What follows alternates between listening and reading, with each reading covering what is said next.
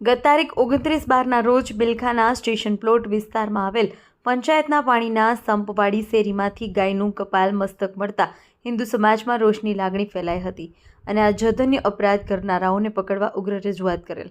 જઘન્ય અપરાધ કરનાર નરાધમોને પકડવાની ઝુંબેશમાં મુસ્લિમ સમાજ પણ જોડાયો છે.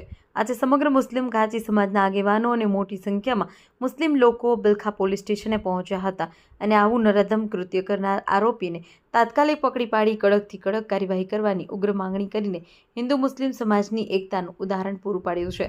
તાત્કાલિક આવા નરાધમોને પકડવામાં આવે અને સજા કરવામાં આવે એ બિલખાની અમન શાંતિ માટે ખૂબ જ જરૂરી હોય. બિલખા પોલીસ દ્વારા તાત્કાલિક આ ઘટના ઉપરથી પડદો ઉચકવામાં આવે તેવી તમામ સમાજની માંગણી છે.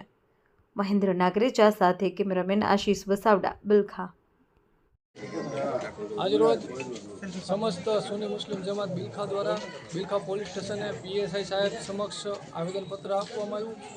ગત 28 ડિસેમ્બર 2025ના રોજ સ્ટેશન પ્લોટ વિસ્તારમાં ગાયનું મસ્તક મળી આવ્યું, જેથી કરીને બિલખા સમસ્ત હિન્દુ સમાજ તેમજ જીવદયા પ્રેમી ગૌ પ્રેમીમાં લોકોમાં રોષ જોવા મળે છે અને એની લાગણી દુભાણી હોય ત્યારે બિલખા સમસ્ત મુસ્લિમ સમાજ દ્વારા આજે બિલખા પોલીસ સ્ટેશને PSI સાહેબને આવેદનપત્ર આપવામાં આવ્યું. જે કોઈ આમાં સત્ય હોય આ સત્ય બહાર આવે, તેમજ જે કોઈ આમાં ખુલ્લા પડે, જે કોઈ દોષિત ઠેરે એની ઉપર કડકમાં કડક કાર્યવાહી કરવામાં આવે છે, એને સજા આપવામાં આવે, જેથી કરીને આવનારા દિવસોમાં કોઈ પણ આવું કૃત્ય ન કરે એની પણ ખાસ તાકીદારી રહે અને જેવા આવા તત્વો હોય એની ઉપર કાયદાની કાયમ માટે પકડ રહેવી જોઈએ એવી બિલખા સમસ્ત મુસ્લિમ સમાજ દ્વારા આજે બિલખા પોલીસ સ્ટેશને માંગ કરવામાં આવી છે.